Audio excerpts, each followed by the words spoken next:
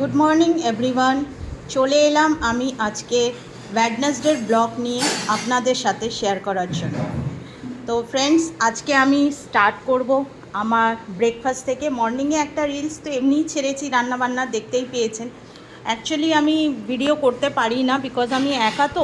তো আমার ক্যামেরাটা কে ধরবে, আমার ক্যামেরাম্যান কেউ নেই। তো তার জন্য আমি বেশি কিছু ভিডিও ছাড়তে পারি না। রান্না হয়ে যাওয়ার পর ভিডিও ছাড়ি, বা যত রান্নাই হয় সেটা সবই আমার হয়। তো যাই হোক, আপনারা ভিডিওটাকে যতটা পারবেন শেয়ার করবেন, লাইক করবেন, কমেন্টস করবেন।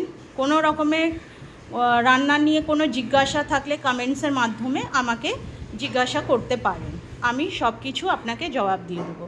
তো চলুন স্টার্ট করছি আজকে রান্নাবান্নার মেনু নিয়ে। আজকে কি রান্নাবান্না করেছি?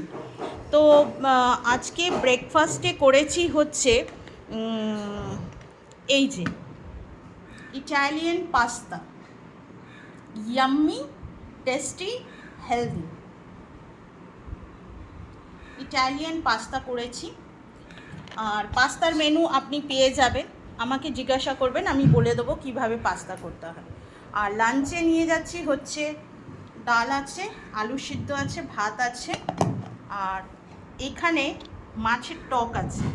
মাছের টকটা জ্যান্ত মাছের টক আছে কাঁচা আম দিয়ে। এটা আমার মা বানিয়েছে, অ্যাকচুয়ালি আমিও বানাইনি, এটা আমার মা বানিয়ে আমাকে পাঠিয়েছে। তো আজকে এটাকে আমি খাবো। আমার টক খেতে খুব ভালো লাগে। কাদের কাদের টক খেতে ভালো লাগে তারা তারা আমাকে কমেন্টসের মাধ্যমে জানাবেন। এটা কাঁচা আম দিয়ে টক করা হয়েছে। আর রাতের জন্য করা হয়েছে ভাত, অবশ্যই ভাত থাকবে। আর তার সাথে হচ্ছে এই যে ফ্রেন্ডস দেখুন, গোলাবাড়ি কষা মাংস। গোলাবাড়ি কষা মাংস দেখছেন কিরম কালো হয়েছে, বেশ কষা একদম। গোলাবাড়ি কষা, কচি পাঠা বলতে পারেন। এই রান্না আজকে করা হয়েছে। আমার বরের তো খুবই ফেভারিট।